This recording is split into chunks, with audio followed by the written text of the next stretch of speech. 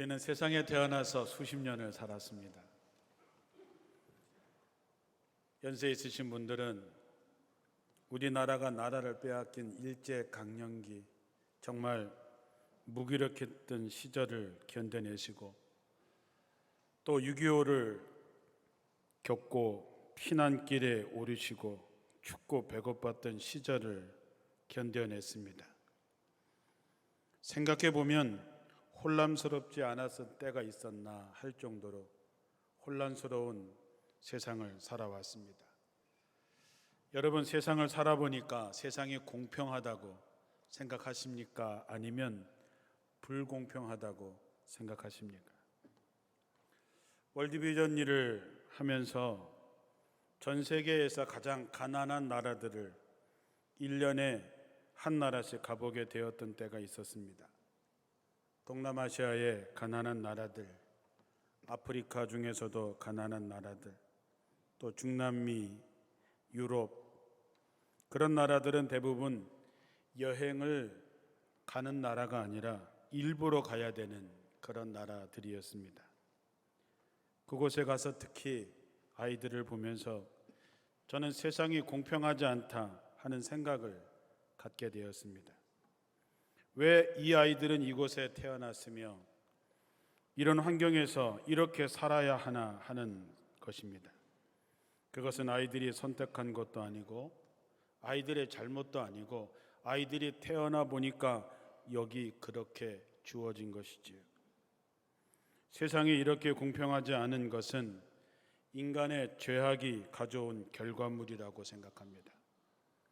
아직도 이 지구상에서 생산되는 모든 농산물과 모든 것은 지금 지구상에 있는 모든 사람들이 다 배불리 먹고도 남는 것이 생산됨에도 불구하고 어디서는 아이들이 오염된 물을 마셔야 하고 부족한 식량과 의료 혜택을 받지 못해서 굶주림과 질병으로 죽어가고 있습니다.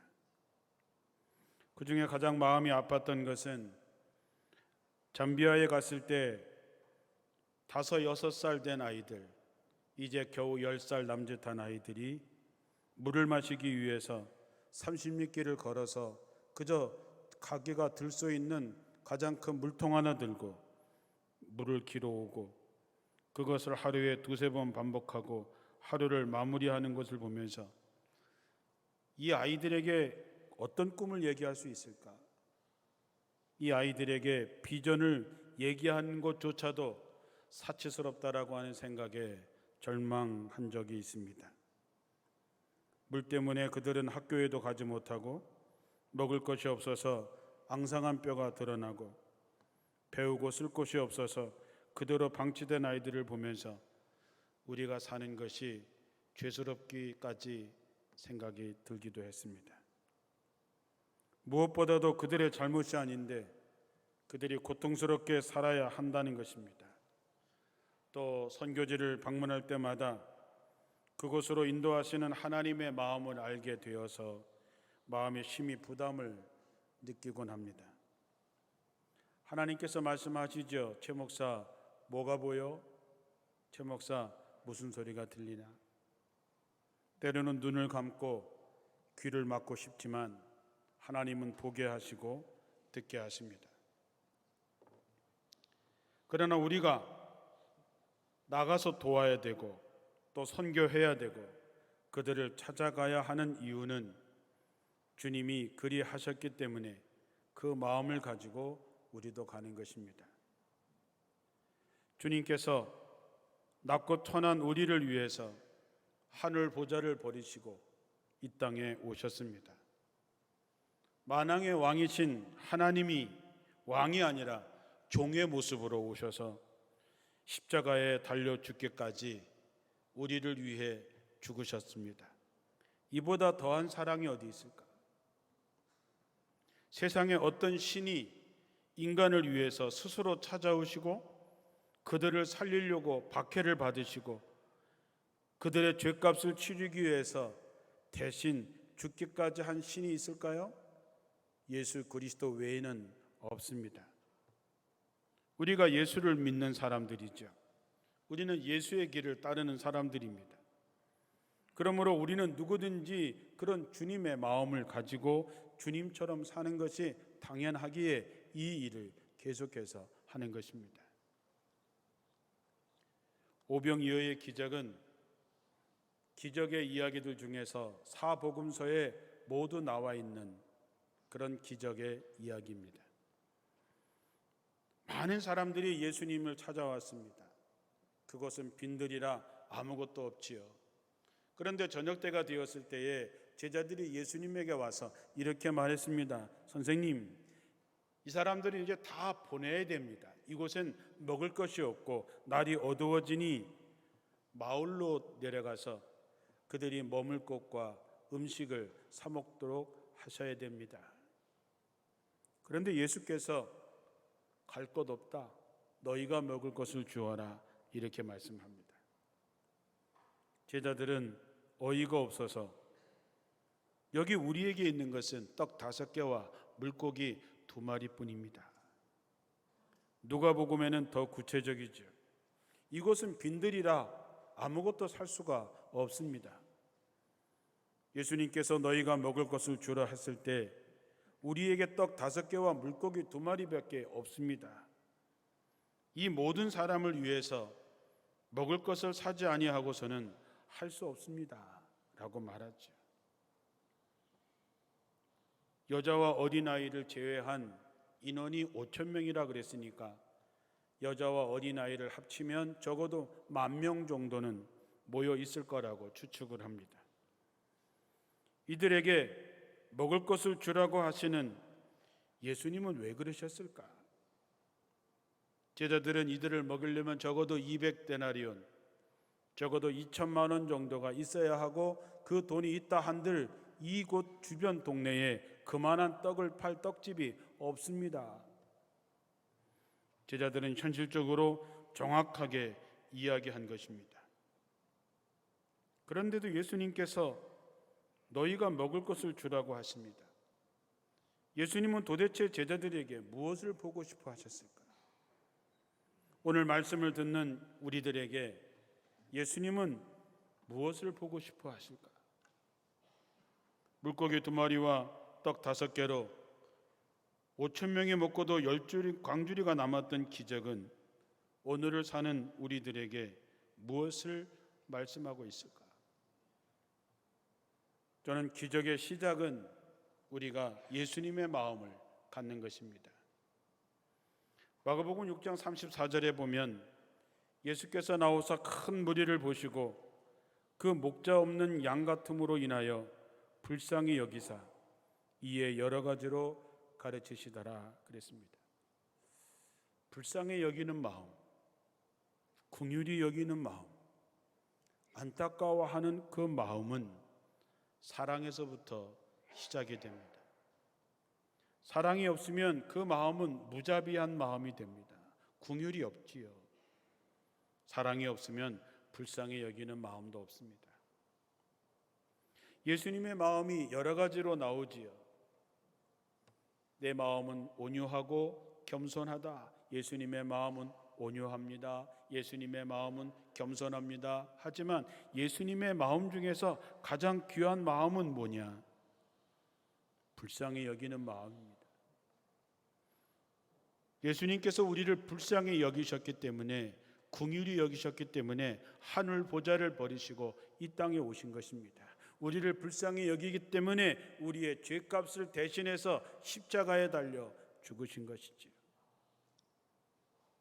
지금 제자들은 갖고 있는 돈도 없습니다. 어떻게 해볼 수 있는 상황이 아닙니다. 요한복음에 보면 더 심각하지요.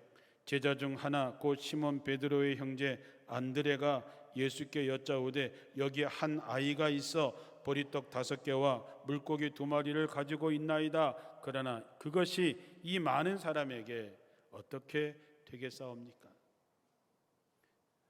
다른 성경에는 물고기 2마리와 보리떡 5개가 여기 이거밖에 없습니다. 근데 요한복음에 보니까 그것마저도 제자들 것이 아니고 한 아이의 것이라고 하는 것입니다. 그런 상황임에도 불구하고 누구보다 제자들의 상황을 잘 아실 텐데 예수님이 너희에게 먹을 것을 주라니 참 난감한 상황입니다. 여러분은 이 말씀을 어떻게 반응하시겠습니까? 우리가 반응하는 것은 두 가지 반응을 할 수 있습니다. 하나는 어떻게 라고 하는 것입니다.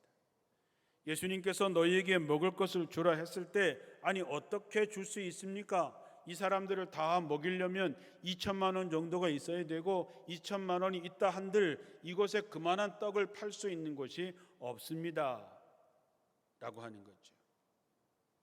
근데 왜라고 하는 질문을 던지는 것입니다. 주님께서 내 사정과 형편을 뻔히 아실 텐데 지금 우리에게 있는 것이라고는 물고기 2마리와 보리떡 5개밖에 없는데 어떻게 이 10,000명이나 되는 사람들을 먹이라고 하실까? 주님은 어떤 계획이 있으신가 보네 그렇게 생각하는 거죠. 여러분은 어떻게 라고 질문하시겠습니까? 왜? 라고 질문하시겠습니까? 믿음의 사람들은 어떻게가 아니라 왜? 라고 하는 질문을 던져야 됩니다. 우리가 가나의 혼인잔치의 이야기를 잘 압니다. 포도주가 떨어졌을 때 예수님께서 물로 포도주로 만든 사건입니다. 물로 포도주를 만들 수 있을까요? 어떻게라고 하는 질문을 던지면 답이 나오지 않습니다. 그런데 예수님께서 항아리에 물을 채우라. 항아리에 물을 왜 채우라 그러실까? 주님이 뭔가 하시려고 하나 보다. 떠다 주라. 주님께서 떠다 주라고 했으니까 주님이 하시나 보다.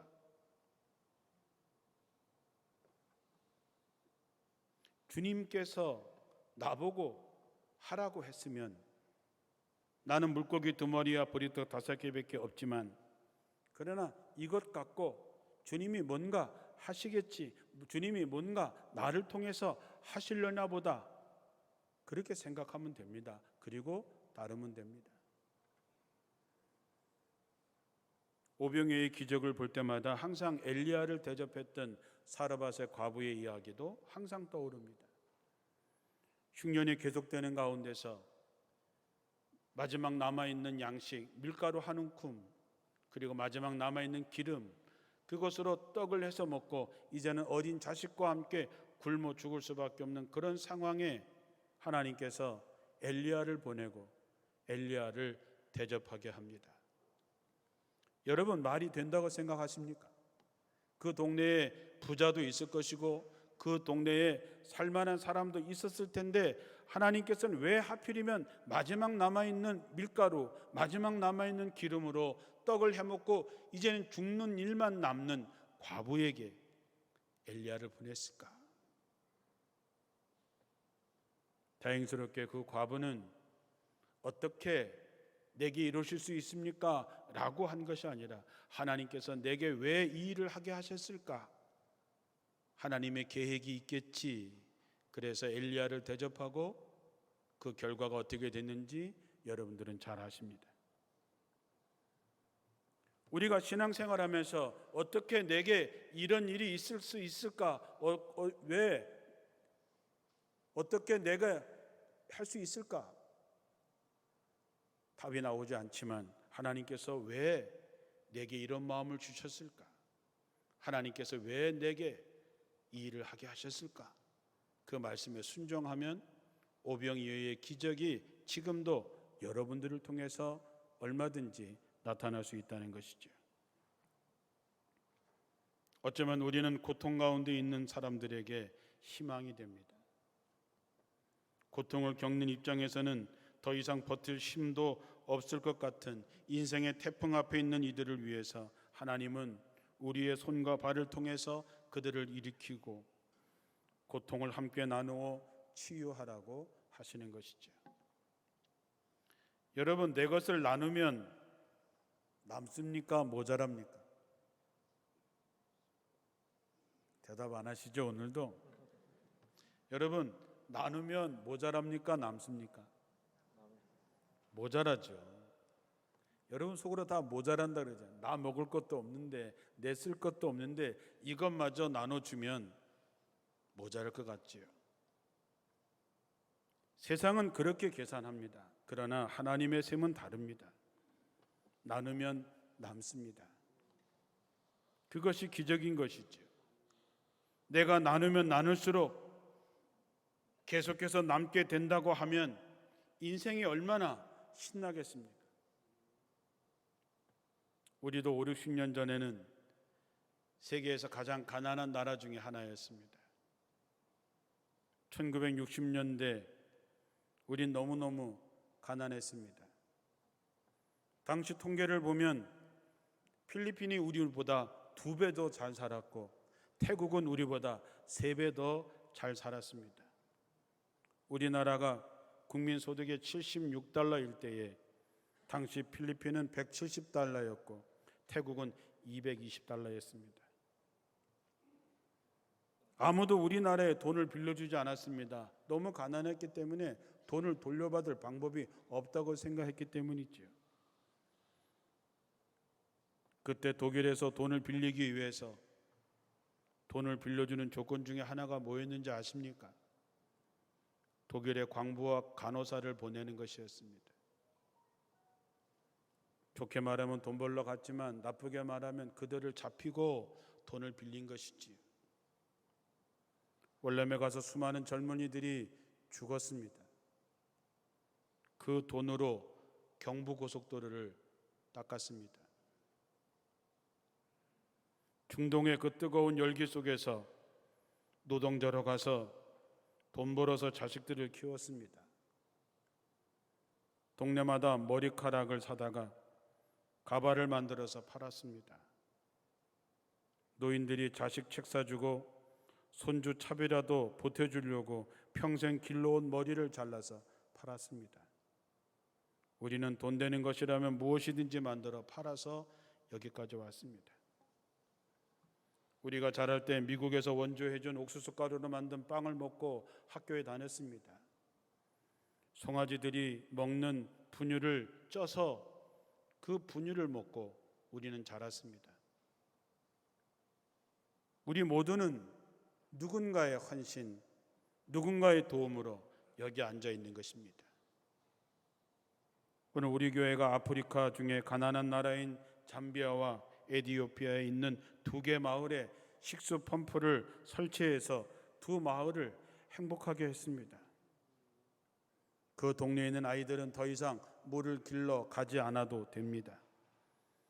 이제는 짐승들과 함께 먹는 오염된 물이 아니라 깨끗한 물을 마시게 되었습니다.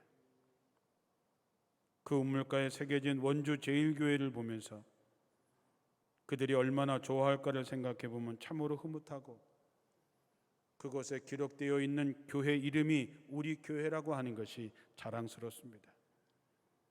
동참해 준 여러분들께 하늘의 상이 크리라고 믿습니다. 우리가 없어서 못하는 것이 아니라 주님의 마음을 품고 믿음으로 헌신한다면 우리는 지금도 여전히 오병이어의 기적은 계속해서 나타나게 되는 것이죠. 돌멩이로 국을 끓여보신 적 있습니까? 옛날 유럽의 어느 작은 마을에 십자군 전쟁에 패해서 고향으로 돌아가는 3 병사가 있었습니다. 그들은 패전에서 너무 힘들고 어려워 옷도 남루하고 지친 모습으로 집집마다 다니면서 음식을 구걸했지만 아무도 문을 열어주는 사람이 없었습니다. 굶주린 군인 하나가 말했습니다. 좋은 생각이 있어 돌멩이로 국을 끓이자. 그래서 그 병사가 어느 한 집의 문을 두드리면서 죄송하지만 가마솥과 장작을 좀 빌려주시면 고맙겠습니다. 돌멩이로 국을 끓이려고 합니다. 집주인이 깜짝 놀라면서 아니 돌멩이로 국을 끓일 수 있습니까? 그럼요. 얼마나 맛있는지 모릅니다. 그래서 그 주인이 신기해서 가마솥과 장작을 빌려줍니다. 군인 한 친구가 그 가마솥에다가 물을 길어다가 가득 붓고 그리고 큰 돌멩이 셋을 가마솥에다 넣고 끓이기 시작합니다. 이 소문이 동네에 금방 소문이 나니까 사람들이 구경하러 나왔습니다. 도대체 돌멩이로 국을 끓이는 맛은 어떨까? 사람들이 신기하게 와서 쳐다보고 있습니다. 그때 어느 한 사람이 물었습니다. 내가 혹시 도와줄 거 없나요? 그럴 때 군인이 얘기했습니다. 네, 여기에 감자 몇 개만 들어가면 더 맛있을 텐데. 그러니까 그 사람의 잽싸게 집에 가서 감자를 5개 갖다가 국에다 넣습니다. 그랬더니 너도 나도 나는 뭘 도와줄까요? 당근 있으세요? 양파 있으세요? 동네 사람들이 하나씩 둘씩 가져온 감자도 넣고 양파도 넣고 마늘도 넣고 당근도 넣고 닭고기도 넣고 보리도 넣고 채소도 넣고 얼마 후에 국이 다 끓여졌습니다. 그래서 병사가 그 국을 동네 사람들에게 하나씩 나눠주기 시작하니까 동네 사람 모두 다 이렇게 얘기했습니다. 야, 돌멩이 국이 기가 막히네. 맛이 끝내주네. 이렇게 맛있는 게 있는 줄 몰랐어. 여러분, 그게 돌멩이가 맛있어서 이렇게 된 건 아닌 거 잘 아시죠? 이 돌멩이는 관심입니다. 관심이 없을 때는 그들에게 문조차 열어주지 않았지만 공동체가 관심을 갖고 그 관심을 모으면 기적이 나타나는 것입니다. 관심이 모이면 세상을 변화시킬 수 있는 것이지요. 성경은 우리에게 이렇게 말합니다. 마태복음 5장 16절에 이같이 너희의 빛이 사람 앞에 비치게 하여 그들로 너희 착한 행실을 보고 하늘에 계신 너희 아버지께 영광을 돌리게 하라. 갈라디아서 6장 10절에는 그러므로 우리는 기회 있는 대로 모든 이에게 착한 일을 하되 더욱 믿음의 가정들에게 할지니라. 우리는 누구입니까? 우린 그리스도인입니다. 여러분, 그리스도인 맞지요? 우리는 예수를 믿는 사람들입니다. 우린 아브라함의 후손입니다. 하나님께서 아브라함을 축복의 통로로 삼으셨습니다. 통로라고 하는 것은 내가 갖고 있는 것이 아니라 나를 통해서 하나님의 복이 끊임없이 흘러가게 하는 것이죠. 그러면 그의 삶은 갈릴리 호수처럼 생명의 강이 됩니다. 그러나 그 모든 것을 나 혼자 누리려고 그리고 우리만 하고 밖으로 나가지 않게 하면 아무것도 살 수 없는 죽음의 바다 사해가 되는 것이죠. 사랑하는 성도 여러분, 우리가 이런 일을 하는 것, 나눈다고 하는 것은 하나님이 원하시고 기뻐하시는 일입니다. 성경에 한결같이 고아와 과부와 나그네를 돕는 일은 하나님께서 가장 기뻐하시는 제사라고 얘기했습니다. 힘든 사람들을 찾아가고 그들을 돕고 그들을 섬긴 모든 것은 주님을 위해서 한 일이라고 했습니다. 주님은 곧 그것은 내게 한 것이라고 말씀했습니다. 그러면서 지극히 적은 소자에게 냉수 한 그릇 준 것조차도 결단코 그 상을 잃어버리지 않는다 했습니다.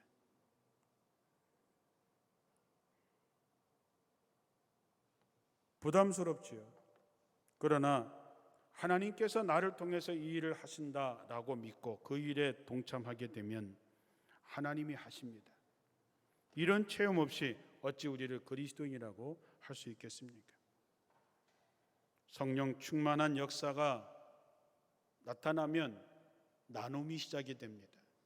성령의 사람들은 나눔으로부터 시작되는 것이죠. 적게 뿌리는 사람은 적게 거두고 많이 뿌리는 사람은 많이 거둡니다. 이 점을 꼭 기억하십시오. 내가 할 수 있는 것들을 기쁘게 생각하시고 내게 기회 주심에 감사하신다면 하나님께서 심는 것, 하나님께서 뿌린 것을 거두어 여러분의 자식들에게, 후손들에게 반드시 갚아 주실 줄로 믿습니다. 우리가 나눔을 통해서 누군가를 살리는 것입니다. 우리가 에티오피아에, 잠비아에 우물을 파줘서 그들이 깨끗한 물을 먹고 더 이상 물 길러 가지 않는다면 그들은 공부할 수 있겠지요. 건강하게 살 수 있겠지요. 그러면 그가 그의 집안을 살릴 것이고 그 가문을 살리고 그 나라를 살리게 될 것입니다. 우리 조상 중에, 여러분의 조상 중에 정말로 그 모질게 살아낸 분이 있기 때문에 우리가 여기 있는 것 아니겠습니까? 우리는 우리의 후원으로 누가 아프리카 어느에 누가 그 물을 먹는지는 모릅니다. 그러나 하나님은 아십니다. 그것은 곧 하나님께 한 것이기 때문에 천국에서 그들이 우리를 증언해 주실 것이고 그곳에 우리 교회의 이름이 있는 것이 자랑스러운 것이죠. 무엇보다도 하나님께서 함께 누리는 상급을 주실 것입니다. 오늘 말씀에 너희를 영접하는 자는 나를 영접하는 것이요 나를 영접하는 자는 나를 보내신 이를 영접하는 것이니라. 선지자의 이름으로 선지자를 영접하는 자는 선지자의 상을 받을 것이요 의인의 이름으로 의인을 영접하는 자는 의인의 상을 받을 것이요 또 누구든지 제자의 이름으로 이 작은 자 중 하나에게 냉수 한 그릇이라도 주는 자는 내가 진실로 너에게 이르노니 그 사람이 결단코 상을 잃어버리지 아니하리라 하시니라. 영접하는 것이 무엇입니까? 환영해 주는 것입니다. 환대해 주는 것입니다. 맞이해 주는 것이죠. 바라기는 여러분의 마음에 주님의 마음으로 채워지시기를 주님의 이름으로 축원합니다. 주님의 관심이 우리의 관심이 되기를 원합니다. 우리가 예수님의 마음과 관심에 우리의 손과 발이 누구인가 희망이 되고 생명이 되기를 축원합니다. 우리 모두 우리가 할 수 있는 한, 주님이 우리를 부르시는 한, 주님이 우리들의 마음속에 함께 하기를 원할 때 언제든지 우리의 마음과 우리의 그 일에 동참하는 가운데 우리가 생명이 되고 누구에게인가 살아갈 희망이 되고 그래서 우리 때문에 이 세상의 불공정함이 더욱 공평해질 수 있는 더불어 사는 기쁨이 충만한 세상을 만들어가는 우리 모두가 되기를 주님의 이름으로 축원합니다. 기도하겠습니다.